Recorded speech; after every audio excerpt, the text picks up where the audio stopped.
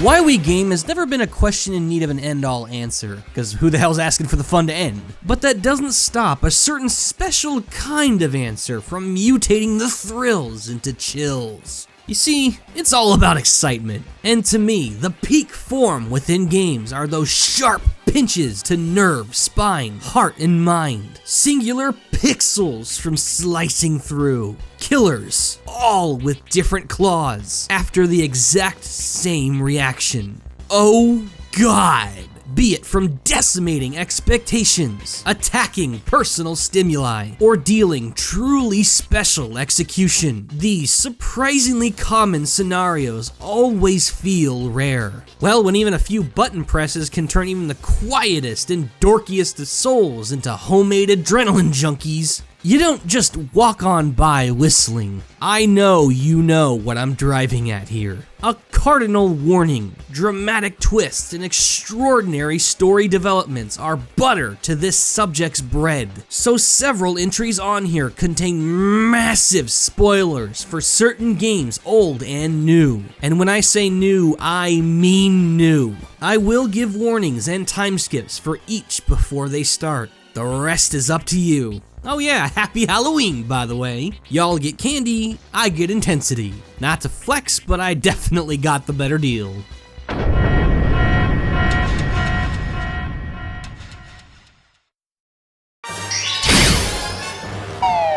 Not all surprises are created equal. Although universally purposed for hype, our all-time favorite phenomena, some people get so drunk on this stuff, even many great attempts at surprise get called out and sniped.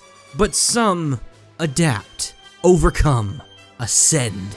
Pictured 2004, brand new Sonic game, obsessed with glamorizing the obese OC backlog, cheese everywhere, formality up the ass, an extremely lively body, and yet its shadow barely moves, twitching, glitching, each and every time it learns. And then, finally, in the eye of the storm of its own making, it leaves the body.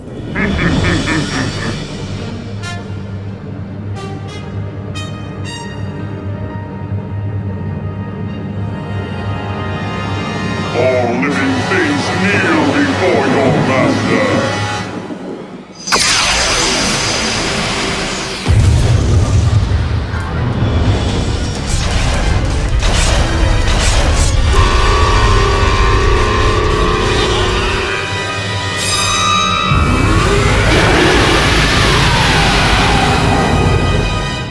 Beyond incredible. From foreshadowing to ultimate reveal, Neo Metal Sonic was a nuke in Squirt Gun's casing. Look, I looped the intro like mad, read the cutscenes like hieroglyphs. My time spent with this game can legally vote, and this still rocks me to the core. As a kid, I had no idea the final story existed. I truly thought Metal was just gonna be a late unlockable, a la past precedent. Did anyone foresee him being not only the main villain, the only villain, and still to this day, the reckoner of the most intense, jaw-dropping hour in all Sonic? I did. In my overambitious nerd dreams, like Syndrome and Fawful after him, this legendary comeback unites every strand of the user experience via hidden puppet strings, blowing your mind when you finally see the master's hands. Tired of his potential in stasis, tired of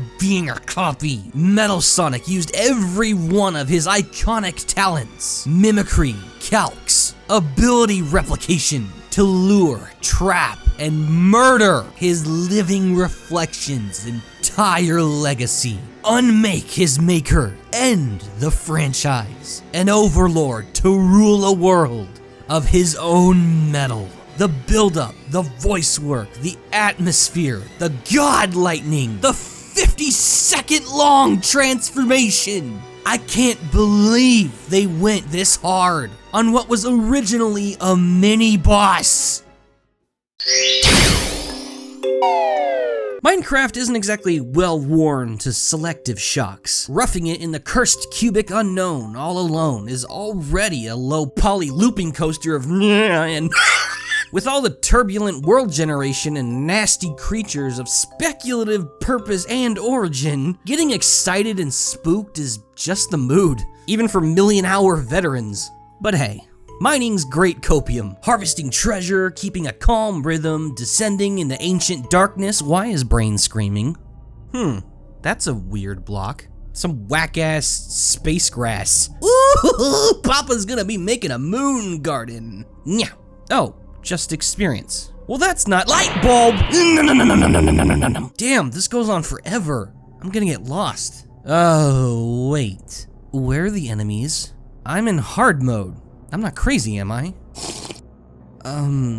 Is this a joke? What the? Are those ruins? Some wool? I really shouldn't be here, should I? Okay, just a bit more space grass and I'm gone. This ain't fun anymore. What are those?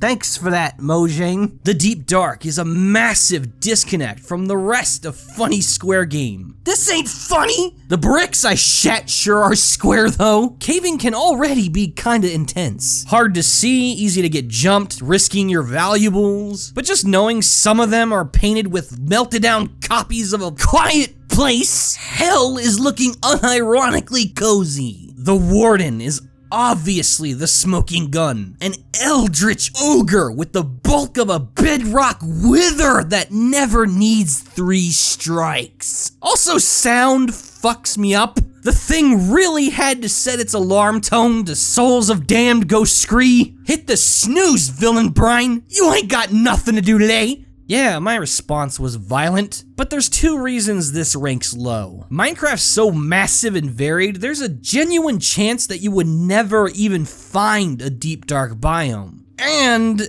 it's completely optional. Oh yeah, your trauma is your fault. That's exactly what I wanted to hear. Killing the Warden is hilariously pointless, and the loot sucks. The Skulk makes for great experience farming, but I already had one I won't forget. I choose capitalism. Next!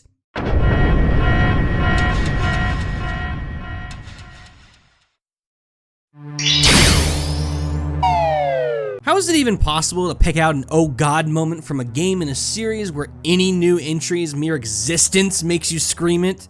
Easy, just hold on the O longer. Although maybe Metroid's too long for the soundboard. As quiet goth girl of the family, Nintendo should be very proud of their most intense child. She's so hype with so little hinges, screams in space not only can be heard, but will be. It's not a phase, Mom. It's evolution. Dread is an amazing title. Critically, yes, cause god, it rips 10s out of 10s like Doom Guy playing Spine Jenga, but figuratively, as before the damn game even premiered, we felt it. Fusion poetically injected a shadowy chemical into the franchise's horror genetics. DNA of the namesake monsters and mainstay hero unite. Yes, that stupid meme of people calling Samus Metroid is canon. It was funny back then. It ain't funny no more.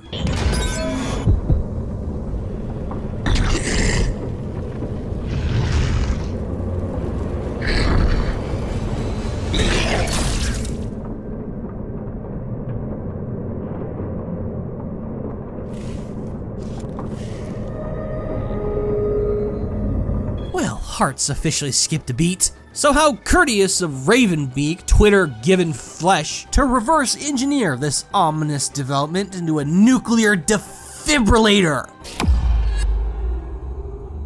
I consider your performance here on ZDR highly satisfactory, as I hope it has even awakened your Metroid powers. I was right to let you live during our first encounter. That one glimpse you showed told me everything.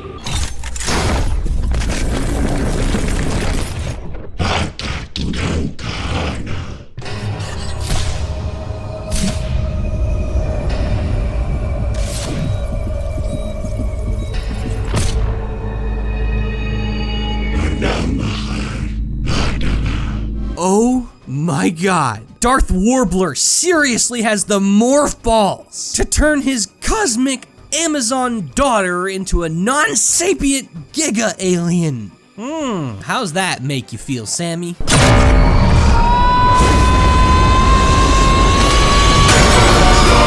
Shh, it's alright, sweetie. Just let it all out. Okay, maybe keep some of it in. Just fuck. See, this is why I don't bottle things up.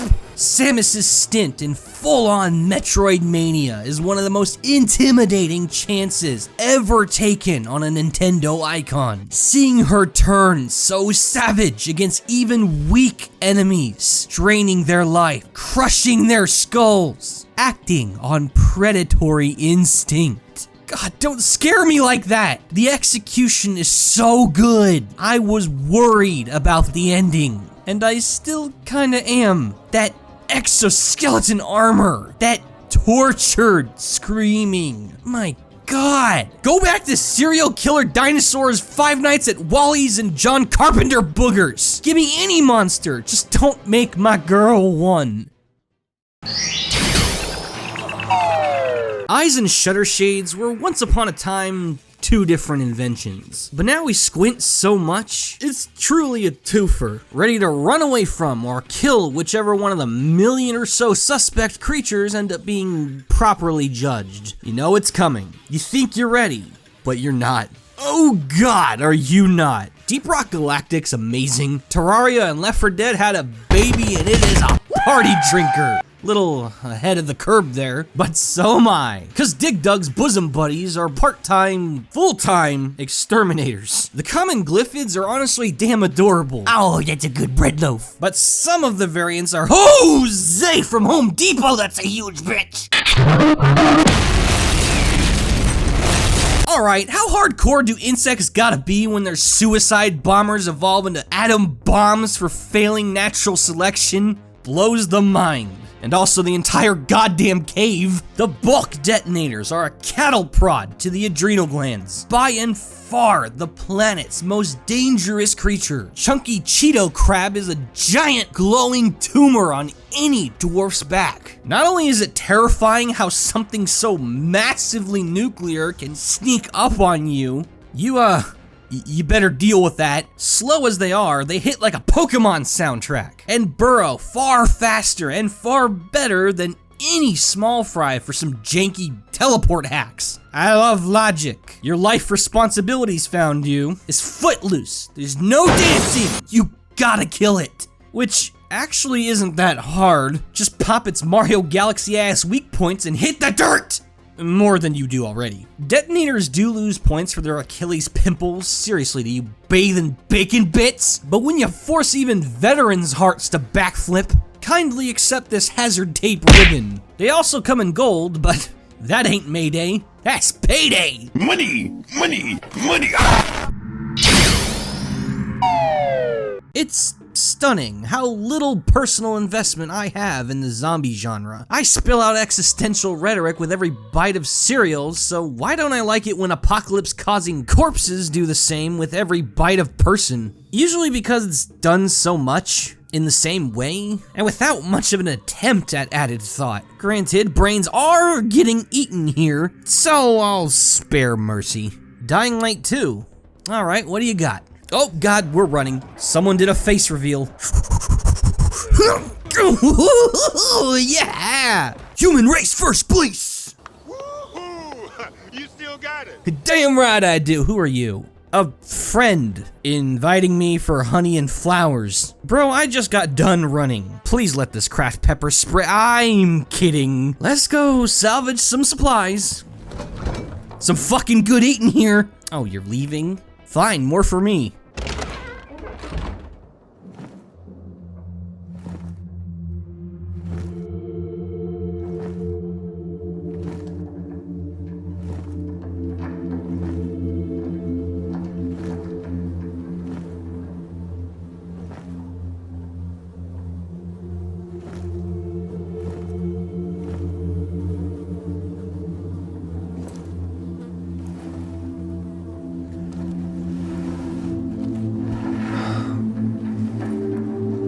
That's heartbreaking. nothing like a party to celebrate the end of the world. Okay, I'll stop joking. Cold opens are always chilly, but walking into a graveyard that's been frozen for ages feels as though warmth was unmade. Plenty of zombie media has forcefully pointed my face towards their disaster, yelling in my ear to look at it. But this is the first time I made myself look. A party, an inherent celebration of living, swept under the bristles of death, remaining an atmospheric statue of what once was. Their decayed skeletons, fixed in long extinct moments of calm, optimism, love, as the nearby wind and distant roars of infected breaths of the cataclysm which took them keep drawing. God damn it, they got me. Why this moment shook me so well was that it somehow single-handedly made a genre that never works on me work. I observed for 20 full minutes with the rendered art and still controller, shook by a beautiful darkness I've long called ugly. Leave it to dramatize death to stop me feeling dead inside, huh?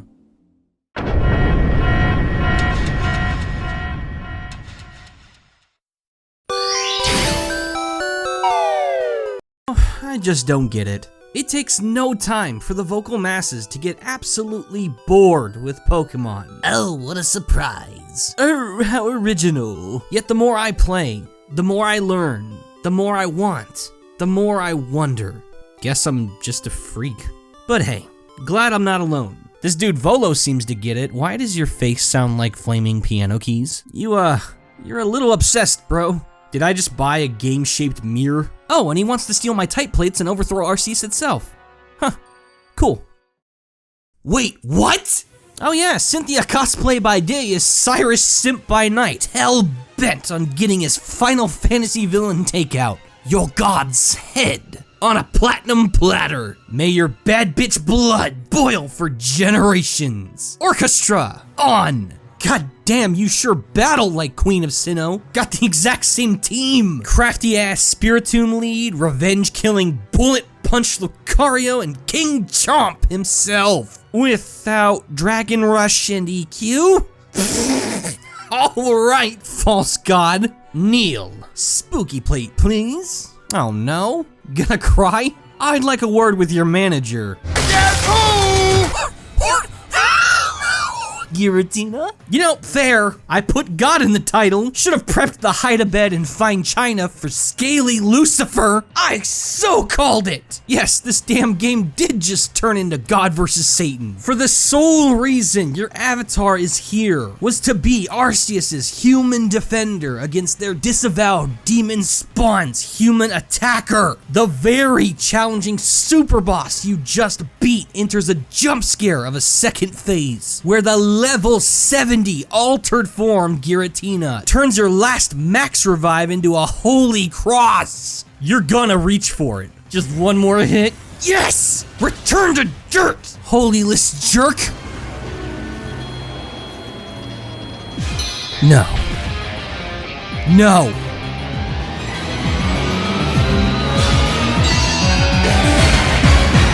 Are you kidding me? 8 Pokemon team, you cheating bastard! This is Greevil's ancestor! Find God, they said. Pathway to peace, they said. I'ma go die on the couch.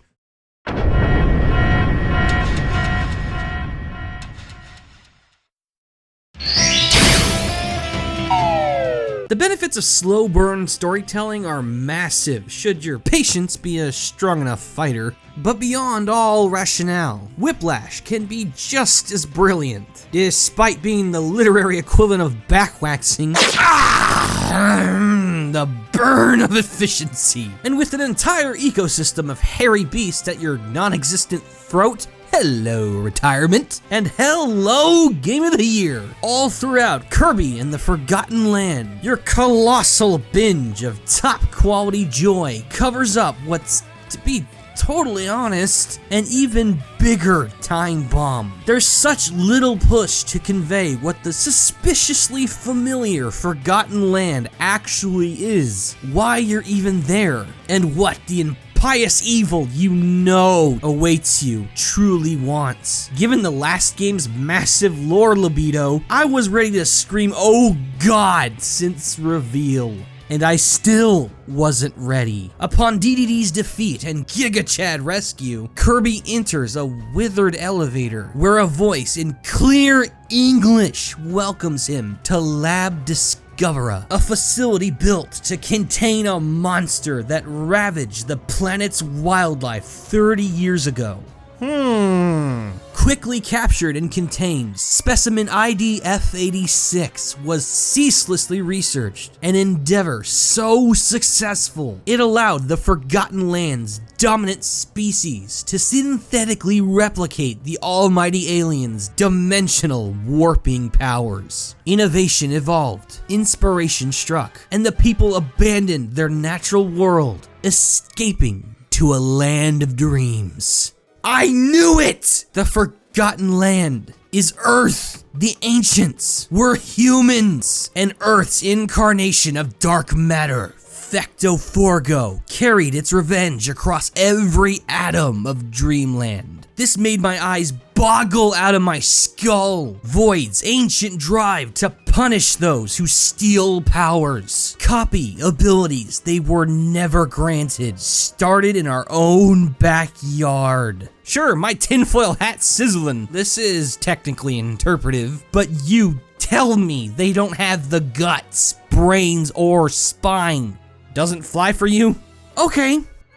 Literal thing blob, assimilating Beanie Babies into cyan slag.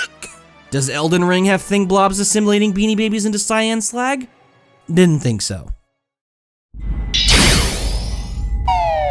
Each and every time your tired existence suggests a game of spin the psyche to spice things up, the ordinarily random selection process always ends up rigged, landing on the same point so often, you swear it can't surprise you anymore. Oh, go ahead, play it again.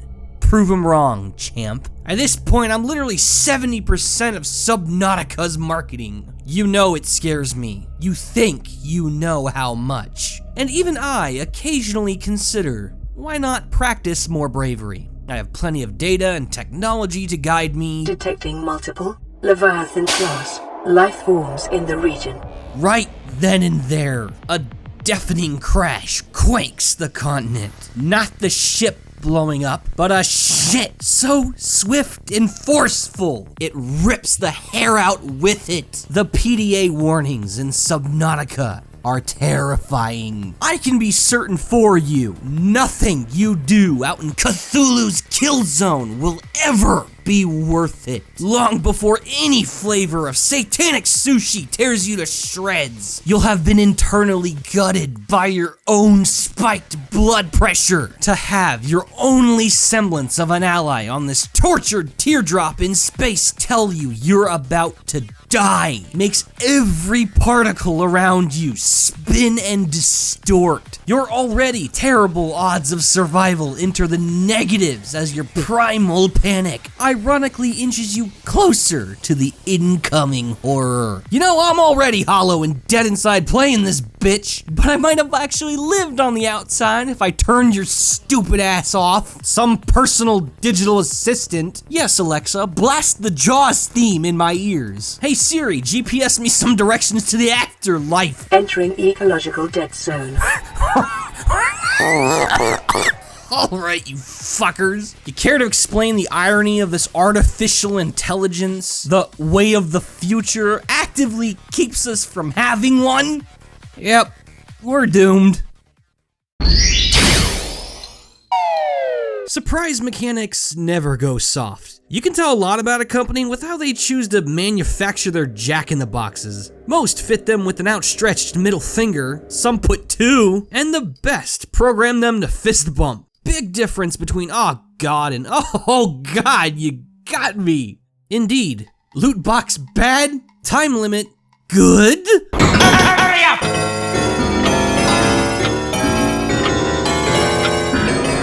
know, for some, it just ain't enough to turn the worst gaming cliche of all time into a 90% off sales tag. No, they gotta turn blue frogs into an omen of space-time collapse. Got some secrets there, Greninja? When Wario Land 4 so confidently promises to be an all-time top 3 2D platformer and keeps that promise, you damn well better listen when it tells you to run. The gimmick, no, the selling point of this game is time crunching your vital organs. Every stage takes place within the finite ripples of Switch-activated wormholes. You have all the time in the world to collect treasure, bully enemies, and frolic all you fancy in a gorgeous sprite-based playground. But the instant you unlock the portal to leave, your soul is jump scared out of its flesh by the ominous gong of the temporal clock, with Wario yelling at you to hurry up. The bipolar reversal in tone is forceful enough, but it's the sheer atmospheric deformity that makes these escapes so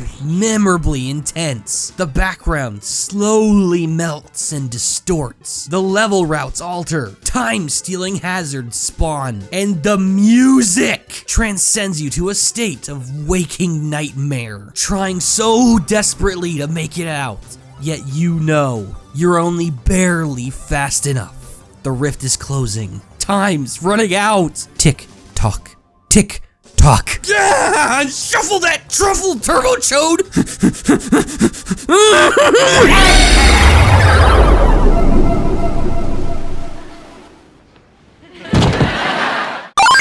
Formidable Oak, Pikmin 3. Cutesy plant game did Resident Evil better than any Resident Evil. Enemy Uber charges. Team Fortress 2. Shiny man bad, shiny gun worse. Run! Everything. Five Nights at Freddy's franchise. Room spinning lore drops, RNG powered death glomps, visceral plot twists that make your mind race. It's still amazing. Smorg. Paper Mario, The 1,000-Year Door. Do we go for epic battle on top of a train, suspense mystery thriller, or giant monster attack? ¿Por qué no las tres?